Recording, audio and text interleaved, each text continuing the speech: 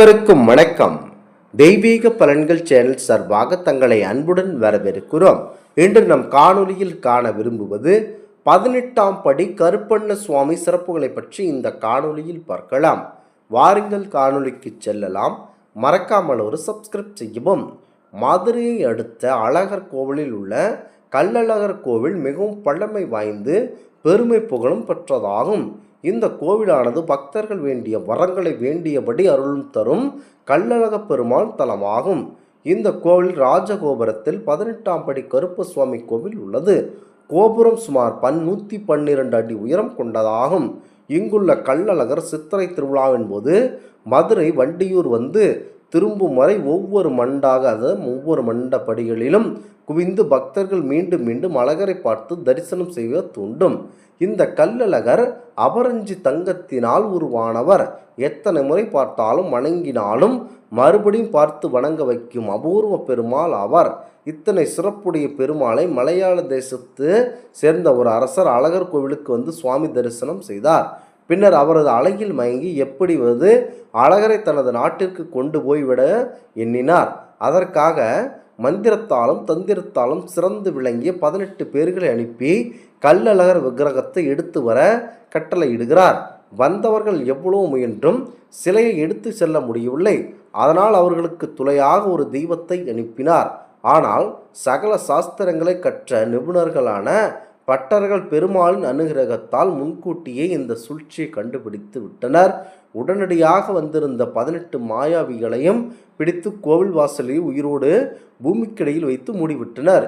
இவர்களுக்கு துணையாக வந்த தெய்வமும் தானும் கோபுர வாசலிலேயே இருக்க வேண்டி கேட்டுக்கொண்டது. அதன்படி அழகரின் அர்த்த ஜாம நிர்மாலிய நெய்வேத்தியங்களை அந்த தெய்வத்திற்கு இன்று வரை வணங்கப்பட்டு வருகிறது. அதுவே அழகரின் காவல் தெய்வம் 18 படி கருப்பண்ண சுவாமி கோவிலாக பக்தர்களால் வணங்கப்பட்டு வருகிறது. இங்கு 18 சித்தர்களின் சக்தியை நிறை கொண்டுள்ளதாகவும் கூறப்படுகிறது. அழகர் உச்சியில் ராமதேவர் ஐக்கிய கூறப்படுகிறது. இவர் 18 சித்தர்கள் ஒருவர் என்பதும் குறிப்பிடத்தக்கது என்பது ஐதீகமாகும். முக்கியமாக கருப்பண்ண சுவாமி என்றாலேயே நம் அனைவருக்கும் நினைவுக்கு சட்டென வருவது எந்த ஒரு பிரச்சனையாக இருந்தாலும் அவரை வேண்டிக் கொண்டால் உடனடியாக நமக்கு நன்மை செய்து விடுவார் என்பது ஐதீகமாகும். முக்கியமாக நாடு திரும்பிய அரசன் மந்திர தந்திரங்கள் நன்கு தேர்ச்சி பெற்ற 18 கேரள மந்திரவாதிகளை சிறுவு செய்து அழகரின் சக்தியை எடுத்து அழகரை கேரளம் தூக்கி வரும்படி கட்டளையிட்டான். 18 மந்திரவாதி மன்னனின் கட்டளை நிறைவேற்ற அழகர் வருவதற்கு ஆயத்தமானார்கள். 18 மந்திரவாதிகளுக்கு காவலாக மலையாள தேசத்தின் காவல் தெய்வமான கருப்பு வெள்ளை குதிரை மீது ஏறி அவர்கள் முன்னே சென்றது. காவல் தெய்வத்தின் பின்னே இவர்கள் அழகர் மலையை நோக்கி புறப்பட்டனர். அனைவரும் அழகர் மலையை அடைந்தனர். அழகர் மலையை அடைந்த காவல் தெய்வம் அழகரின் அழகில் மயங்கி தன்னை மறந்து நின்றது. அழகரின் அழகிய தங்க ஆபரணங்களை கண்ட 18 மந்திரவாதியும் தன்னுடன் வந்த காவல் தெய்வத்தை மறந்து ஆபரணங்களையும் அழகரையும் தூக்கி செல்லும் எண்ணம் கொண்டு கருவறை நோக்கி சென்றனர். இவர்கள் கெட்ட நோக்கத்தை கண்ட அடியார் ஒருவர் ஊரில் உள்ள மக்களிடம் சொல்ல அனைவரும் திரண்டு வந்து அந்த 18 பேரையும் கொன்று களிமண்ணால் படிகள் செய்த படிக்கு ஒருவராக 18 படிகளில் 18 பேரையும் புதைத்தனர். தன்னிடம் மயங்கி நின்ற காவல் தெய்வத்திற்கு கருணை புரிய இறைவன் கருணை கொண்டார். காவல் தெய்வம் கருப்ப சுவாமிக்கு காட்சி தந்து அருள் புரிந்து வரம் தந்து என்னையும் மலையையும் காவல் புரிந்து வருவாய் என அருள் புரிந்தார். காவல் தெய்வமான 18ஆம் படி கருப்பசாமி மலையில் தங்கியிருந்து அழகர் மலையை இன்று வரை காத்து வருவதாக நம்பிக்கை உண்டு. காடு வீடெல்லாம் முன்னோடியாய் காவல் புரிந்து மக்களை காப்பாய் என இறைவன் கட்டளையிடுகிறார். 18 பேருடன் வந்த தெய்வமானதால் 18 படிகளின் மீது நின்று காவல் தெய்வமாய் காட்சி தந்தார். ஒரு நாள் கோவில் பட்டர் கனவில் தோன்றிய கருப்ப சுவாமி திருமால் பள்ளி கொண்ட திருவாயிலையும் மலையும் காப்பேன் என திருமாலின் அர்த்த ஜாம பூஜை பிரசாதங்களை தனக்கு படைக்குமாறு வேண்டும். அன்று முதல் அழகருக்கு படைக்கப்படும் அர்த்த ஜாம பூஜை பிரசாதங்கள் 18ஆம் படி கருப்ப சுவாமிக்கு படைக்கப்படுகிறது. ஒரு சமயம் பெரியாழ்வாருடன் இந்த திருத்தலத்திற்கு விஜயம் செய்த ஆண்டால் 18 படிகளை கண்டு வியந்ததாக கர்ண பரம்பரை செய்தியாக கூறப்படும் கதை தெரிவிக்கப்படுகிறது. ஒவ்வொரு நாளும் அழகர்மலை கோவிலில் பூட்டப்படும் கதவின் சாவி 18ஆம் படி கருப்பசாமியின் முன் வைத்து விட்டு செல்வர். மறுநாள் காலை கோவில் திறக்கும் முன் பட்டர் கருப்பசாமியிடம் பெற்று கதவை திறக்கும் சம்பிரதாயம் இன்று வரை நடைபெற்று வருகிறது. சித்திரை திருவிழாவிற்கு அழகர் மதுரைக்கு புறப்படும் போது மதுரையிலிருந்து கோவிலுக்கு திரும்பும்போது அழகர் அணிந்த நகைகள் எண்ணப்பட்டு அந்த பட்டியல் 18ஆம் படி கருப்பசாமி முன் வைத்து காட்டப்படும். கோவிலின் நகைகளை காவல் தெய்வம் கருப்பசாமியை பாதுகாத்து வருகிறார் என்பது பழங்காலமாக தொடர்ந்து வரும் நம்பிக்கையாகும். இன்று வரை இந்த நடைமுறை வழக்கத்தில் உள்ளது. கள்ளழகருக்கு காவல் புரியும் கருப்பண்ண சுவாமியை மக்கள் தங்கள் குல தெய்வமாக கொண்டு வழிபடுகின்றனர். இன்றும் 18ஆம் படி கருப்பசாமி முன் பல வழக்குகள் தீர்க்கப்பட்டு வருகின்றன. கருப்பசுவாமியிடம் முறையிட்டால் நிச்சயம் நியாயம் கிடைக்கும் என்பது மக்கள் கொண்டுள்ள அசைக்க முடியாத நம்பிக்கை.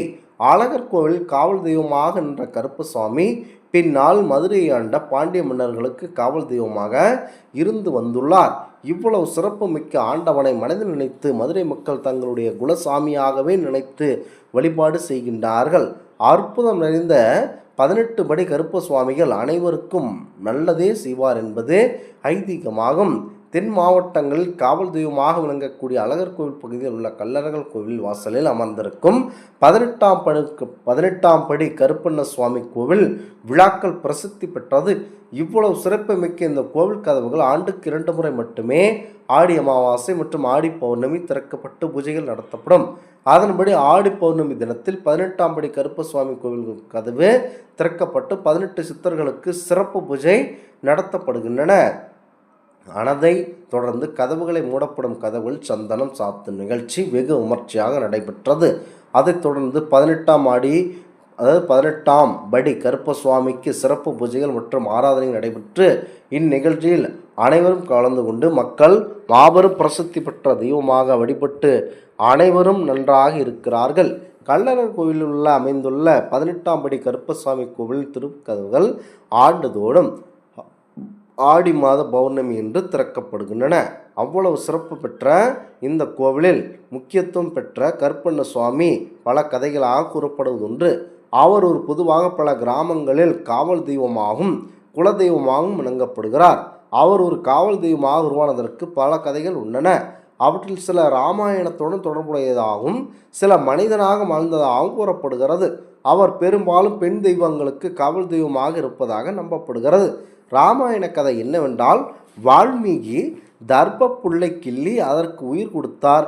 அதுவே கருப்பண்ண சுவாமியாக மாறியது என்பது ஒரு கதை. மனிதனாக வாழ்ந்த கதை என்னவென்றால், மதுரை போன்ற இடங்கள் கருப்பசாமி மனித உருவில் வாழ்ந்ததாகவும் பின்னர் ஒரு தெய்வமாக உருவெடுத்ததாகவும் கதை உண்டு.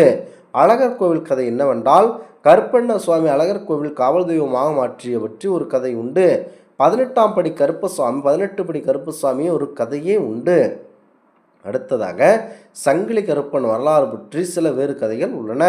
கருப்பசாமியின் தோன்றும் மற்றும் வரலாறு பல கதைகள் வெவ்வேறு விதமாக விளக்கப்படுகிறது. அவரது குணம், தோற்றம் மற்றும் உருவம் ஆகியவை அவர் எழுந்தருளிய இடத்திற்கேற்றபடி வேறுபடுகிறது. கருமேனி, தலைப்பாகை, மிரட்டும் கண்கள், முறுக்கிய மீசை மற்றும் அரிவாள் போன்ற ஆயுதங்களுடன் கம்பீரமாக காட்சி அருள்பாலிப்பார். பல கிராமங்களில் அவர் குல தெய்வமாகவும் காவல் தெய்வமாகவும் திருவிழா நடத்தி வருகின்றனர். கருப்பசாமியின் மனைவி கருப்பாய் என்றும் மகன் கண்டன் என்றும் தங்கை கருப்பழகி என்றும் அழைக்கப்படுகிறது. இந்த ஆன்மீக தகவல் உங்களுக்கு பிடித்து இருந்தால் தெய்வீக பலன்கள் சேனலை கண்டிப்பாக சப்ஸ்கிரைப் செய்து கொள்ளவும். மீண்டும் ஒரு நல்லதொரு காணொலியில் உங்களை சந்திக்கிறோம். நன்றி, வணக்கம்.